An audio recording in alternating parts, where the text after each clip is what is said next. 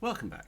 So today we're going to focus on one of the other parts of the Lorien Trust live action role-playing system that can get most overwhelming for new players, and that's the many spell lists and all their different effects.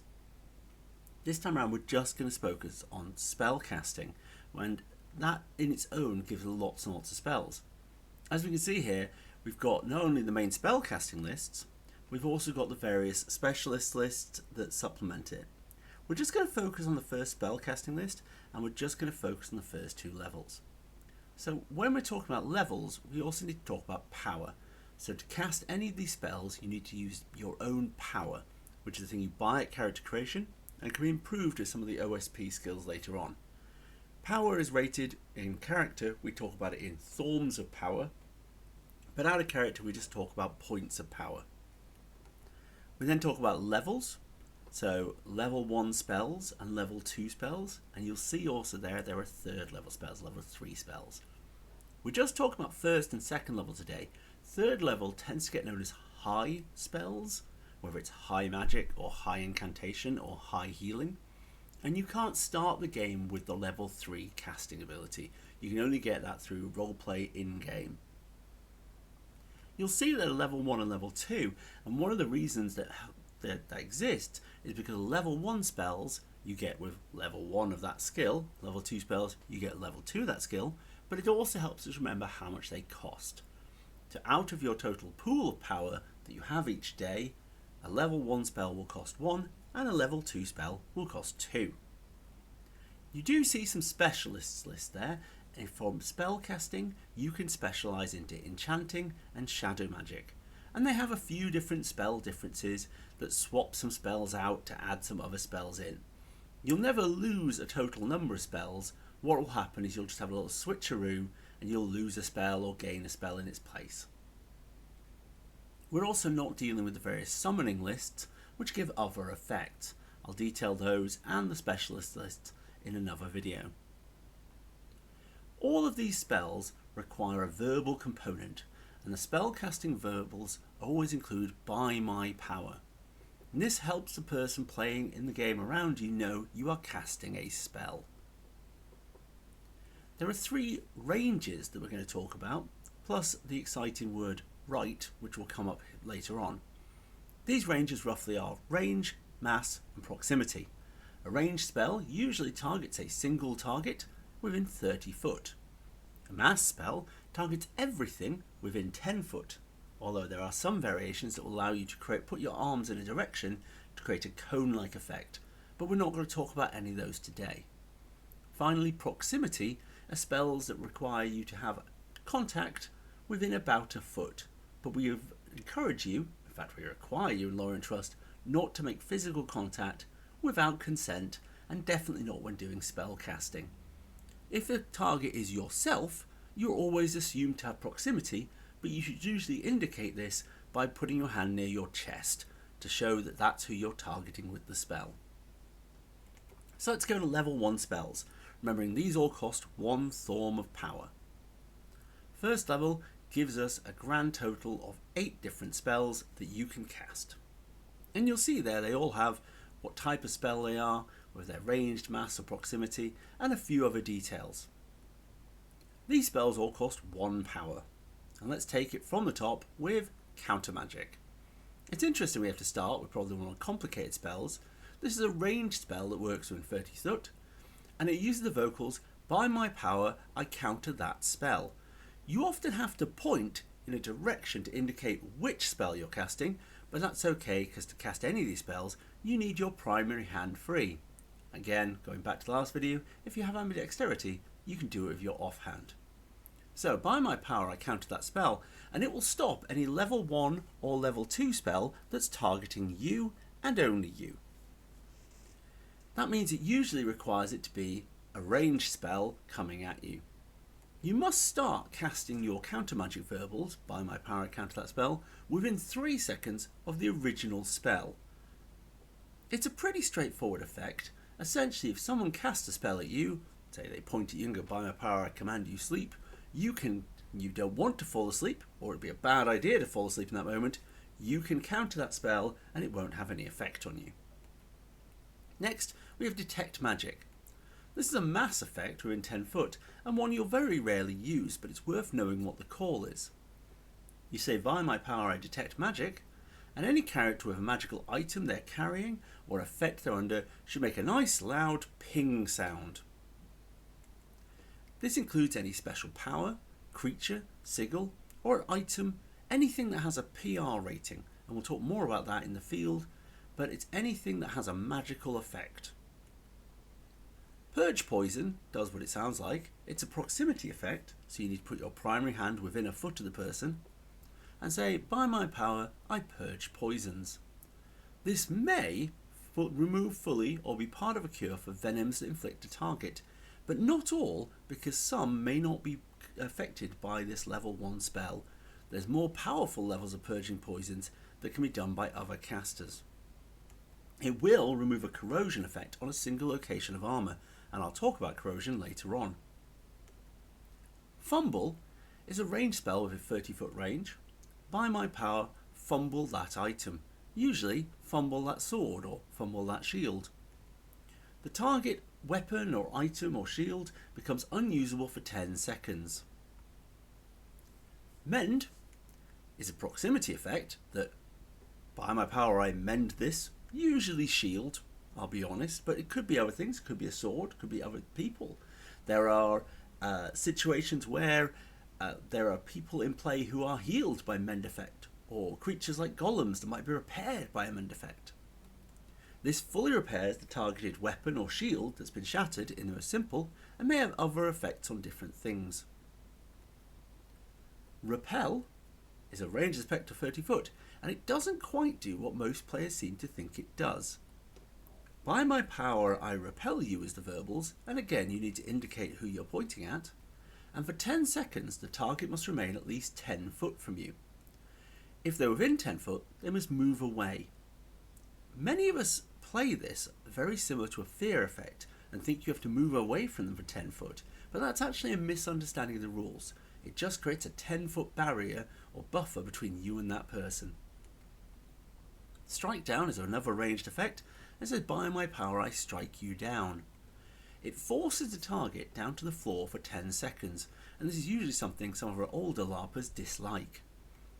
One or both of your knees must remain touching the ground for the duration, which also means you can't just squat. Trace Transport is the last of our things we're going to deal with, and it's a bit of an odd one. Trace Transport is not a ranged mass or proximity effect, it's a rite, and it takes 10 seconds. You perform a 10-second rite at a transport circle.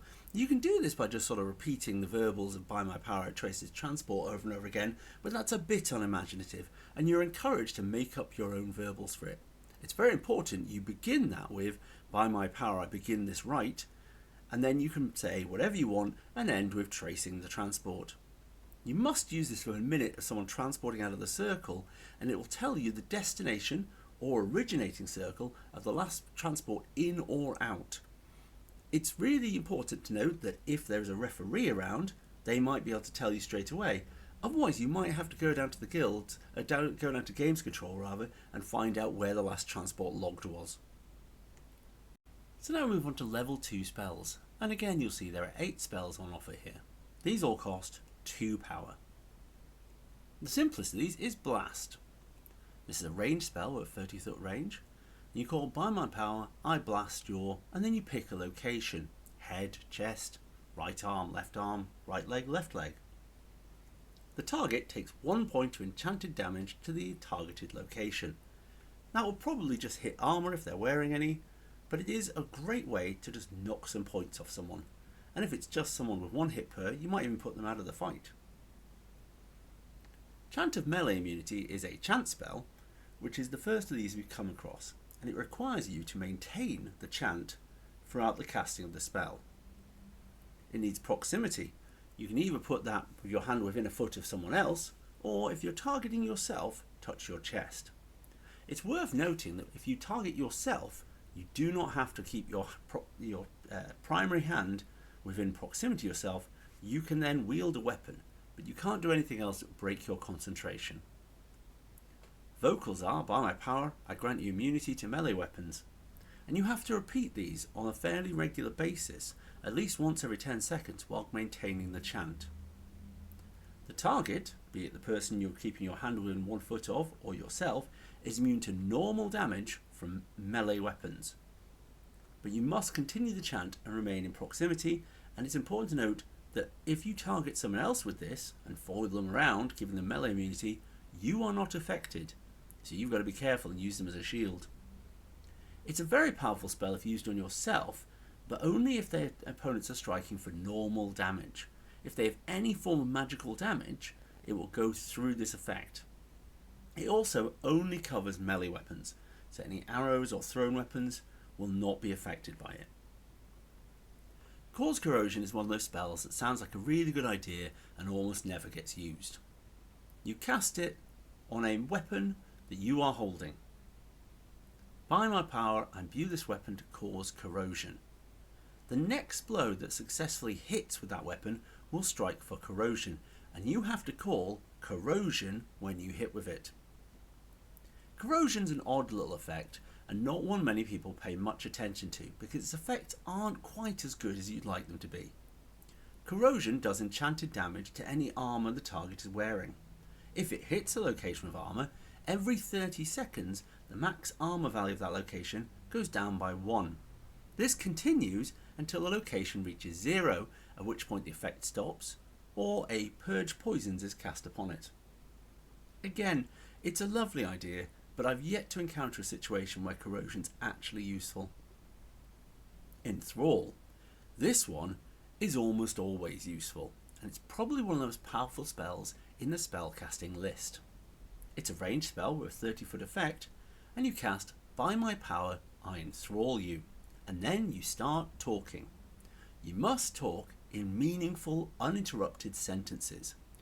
While you do that, the target will follow you anywhere, ignoring other people. It will only become broken if that target takes a wound, and that doesn't mean armour, it has to hit an actual body location. This is an incredibly powerful spell for disrupting battle lines or luring a particular target into a location where your friends can all gang up on them.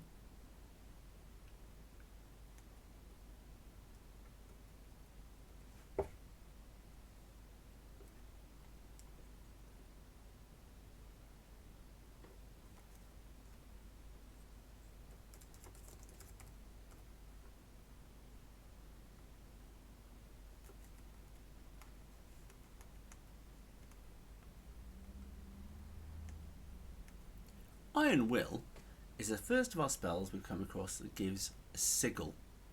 So, it's a proximity effect, and the vocals are By my power I grant you Iron Will, and it creates a sigil. Now a sigil is a small piece of cardboard. Iron Will is the first of our spells that will deal with a sigil. It's a proximity effect, so you have to have your hand within about a foot of the person, and the vocals are By my power I grant you Iron Will.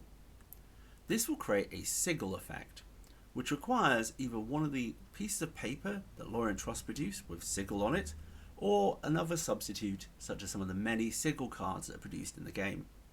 You will have to write on your player ID number on the sigil and hand it to the person you're targeting. What's great about it is as long as they have that, they may at any time use up that sigil to say, By my Iron Will I counter that spell. So you have transferred 2 of your power points onto that person to give them a counterspell. But they don't have to pay for that counterspell, and even if they don't have any casting ability, they can still do it. Mute. This is a ranged effect, so 30 foot, although for some reason I didn't write that down. And its vocals are, By my power, I strike you mute. For 1 minute, that person cannot speak or make any other noise. Sleep is also a ranged effect, and I should note also 30 foot, and the vocals are By my power I command you sleep. For the next 10 seconds the target falls into a sleep and cannot be woken.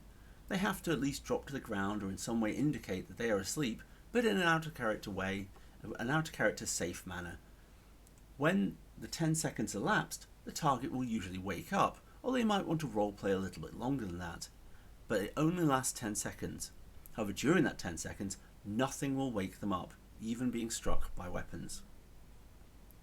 Shatter is also a ranged effect, and also 30 foot, and the vocals are by my power I shatter that, and then you insert whatever item you want to target. Usually this is a weapon or a shield, and again it's really important to indicate which one you're targeting.